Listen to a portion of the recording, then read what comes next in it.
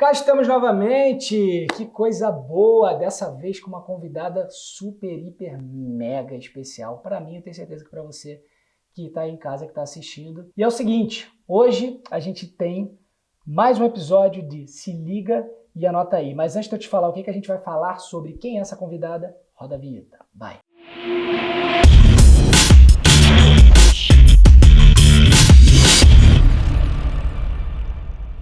Tava curioso para saber quem era a convidada e qual o assunto que a gente vai abordar hoje? Então, tá aqui, ó. Maíra Card. E aí? Muito bom, muito obrigada pelo convite. Me sinto lisonjeada e aqui devo a honra. Nossa, não, na verdade assim, ó, para chamar ela pro canal, para gravar um negócio é complicado, porque a pessoa fala sobre vários assuntos, fala muito bem sobre várias coisas. Eu falei, cara, o que a gente vai falar? Tem 1 milhão de possibilidades. Ela falou, não, mas e aí? Escolhe alguma coisa. Eu falei, não, vamos fazer o seguinte, já que eu vou gravar com você, eu vou gravar vários. Vou aproveitar vários episódios de vários quadros. Nesse que a gente está aqui no Se Liga e Anota Aí, a gente vai falar sobre... Programação neurolinguística para quem tem dificuldade de dizer não à comida. A gente estava pensando um tema...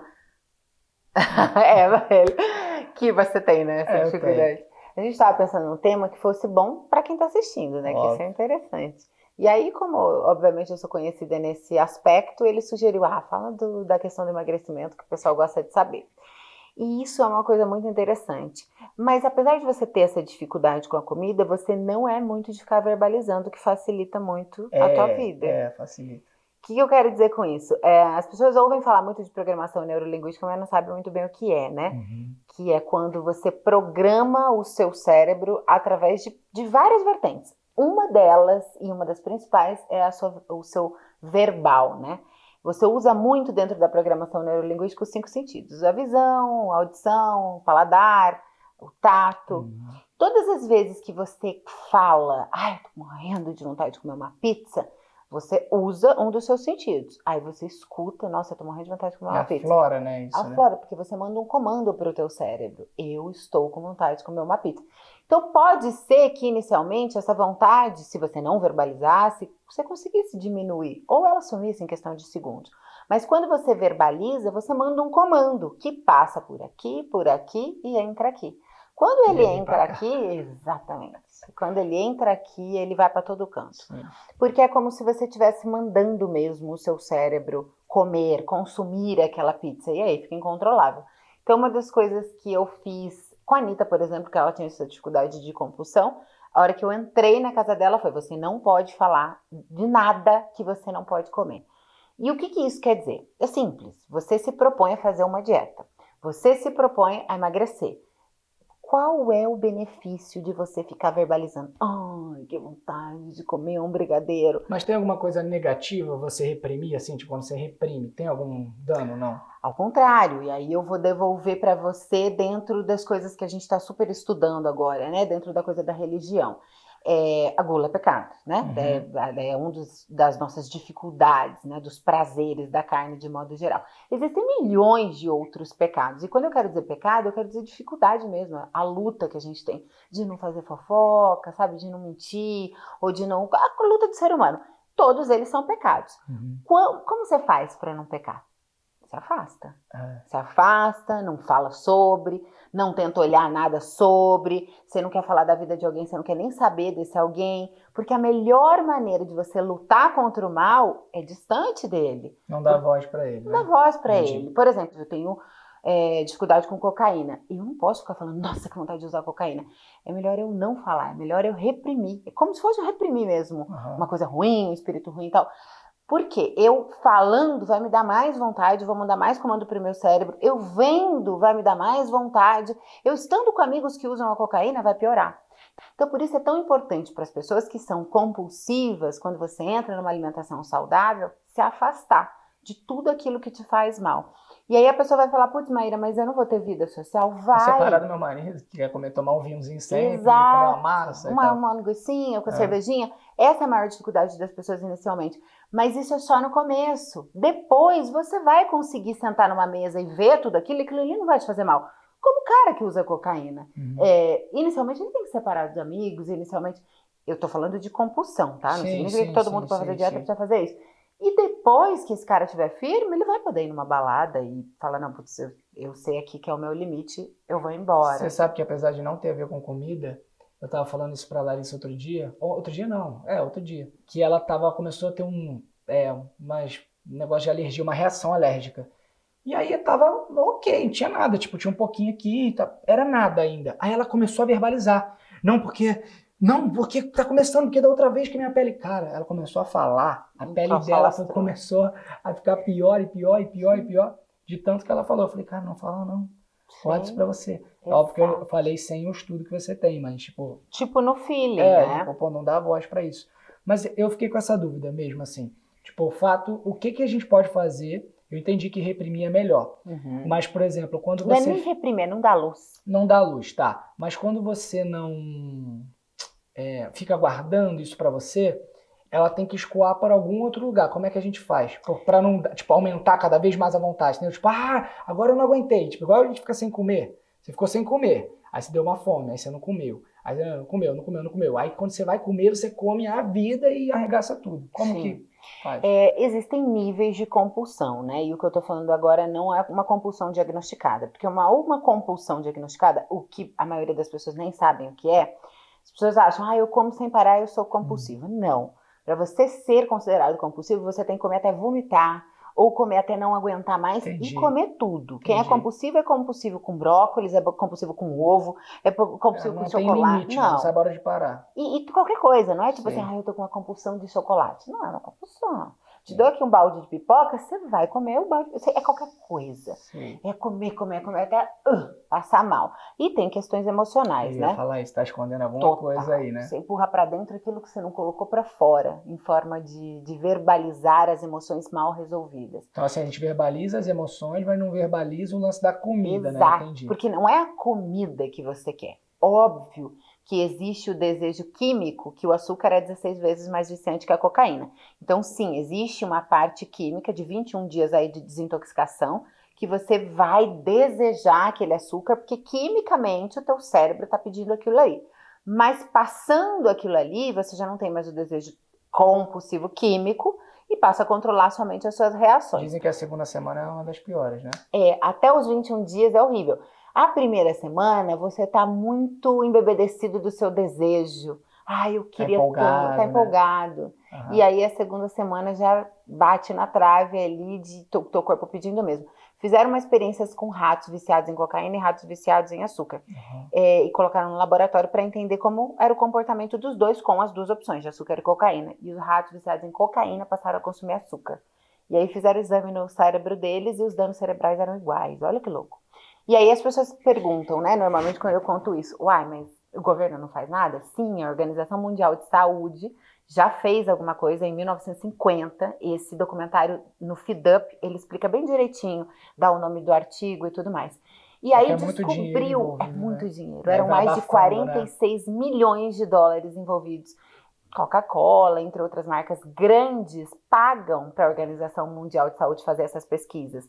Então, ela morre, né? Eles arquivaram, mas foi comprovado, sim, que o açúcar fazia esse mal e causava essa dependência. Antigamente, nos desenhos dos Flintstones, por exemplo, se vocês procurarem no Google ou no YouTube, vocês vão achar. Eles fumando. Desenho animado de criança, os Flintstones fumando. E o chocolate, né? O chocolate de cigarro, não tinha? Sim, assim? Mas ainda é essa comida. Sim. Agora, os cigarros médicos aconselhavam, tinha propaganda de médico. A gente assistiu um documentário do lance do médico fumando, né? Como se fosse uma coisa normal.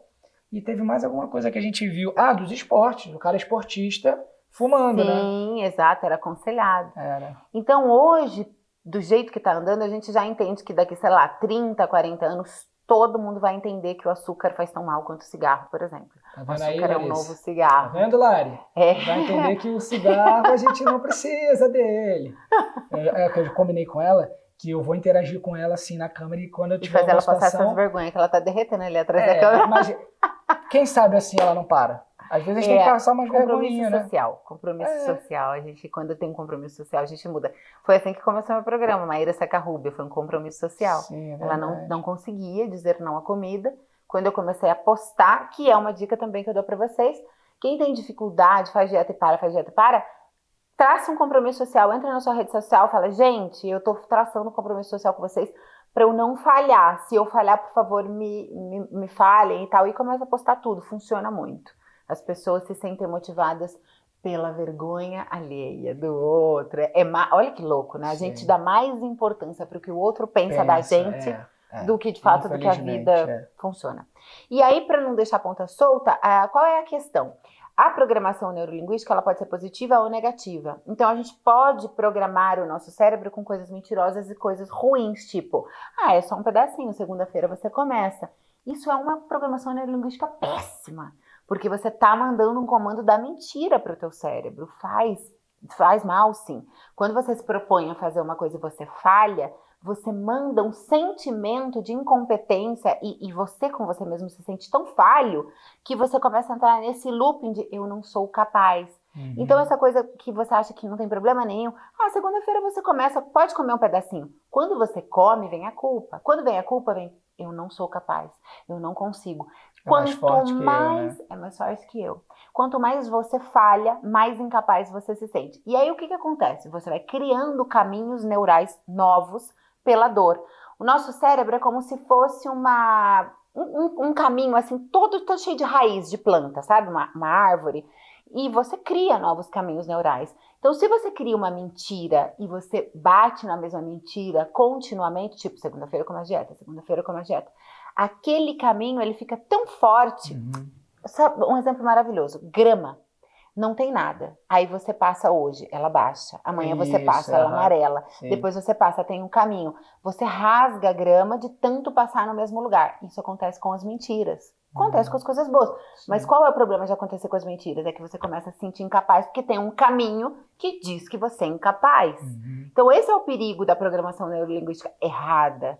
E aí você trabalhando a programação neurolinguística a teu favor é sensacional. E você acha que uma solução, assim, pra gente finalizar, você acha que uma solução para que as pessoas não desanimem ou não se frustrem seria, de repente, não criar um objetivo tão distante do que ela está hoje? Por exemplo, você falar assim, cara, eu quero perder 20 quilos, mas ela nem começou.